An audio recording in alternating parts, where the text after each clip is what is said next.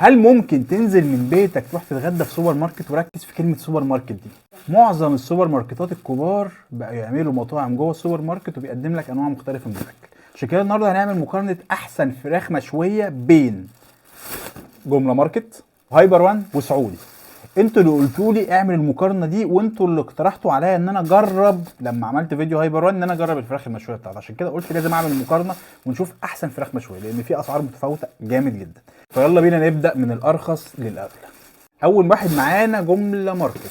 هو عنده 3 احجام. الكبير الفراخ الكبيره كان النص ب 110، انا جبت من كله نصاص. نص ب 110، الجامبو ب 135، والاكسترا جامبو 150.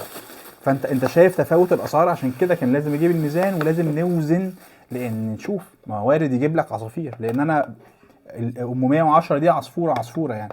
فنحط الميزان. دي الاكسترا جامبو مع رز وتوميه. تمام. فاحنا هنوزن الفرخه. هو بص، هو بيحطها في شوايه، ولما بتطلع بيروح حاططها يعتبر على اللهب بحيث ان هي تتحروق او تستوي وتكمل تسويتها. فاحنا ننزل على الميزان. ميزان متصفر يا مصور، انزل. بسم الله الرحمن الرحيم. ننزل بالفرخه 532 جرام، يعني يعتبر نص كيلو. يعني الفرخه نص كيلو. هو طبعا مش جاي لك معالي ولا اي حاجه، وفي توميه. ندوق التوميه بالرز كده. واحد يطلع يقول لك انت بتحط التوميه على الرز. انا بحب التوميه على الرز. بسم الله. ودي اجمل لحظه بحبها. يعني ممكن كنت تعمل طحينه بدل التوميه طالما ما مالكش في التوميه. دي توميه بص فاصله. التوميه مش احسن حاجه بالنسبه لي. يعني طالما انت مش مطعم سوري ما تعملش توميه، اعمل طحينه. بص، انا والشيف شغال قلت له انا عايزها مستكاوي.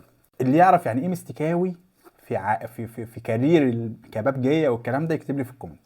هو ما فهمش بصراحه، ما رضيتش اشرح. بس بص الجناح ده كده محروق. ما تقوليش ان انت هتاكله.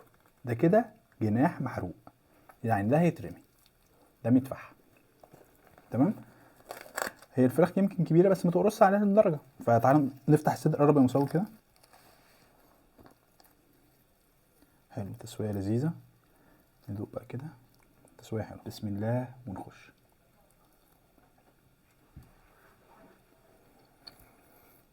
بص، هي فراخ مجمده، تتبيله لذيذه. حلو. كانت عايزه تبقى اقوى شويه. يعني احنا لسه بنقارن وهنشوف الدنيا. تعال نشوف الدبوس. بس خليك يا مصور، انا هطلع لك اهو. ده منظر الدبوس من جوه.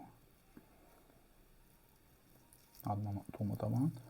هو يعني هي فراخ مش فريش، بس طعمها حلو. الفرخه دي كان عندها تمزق.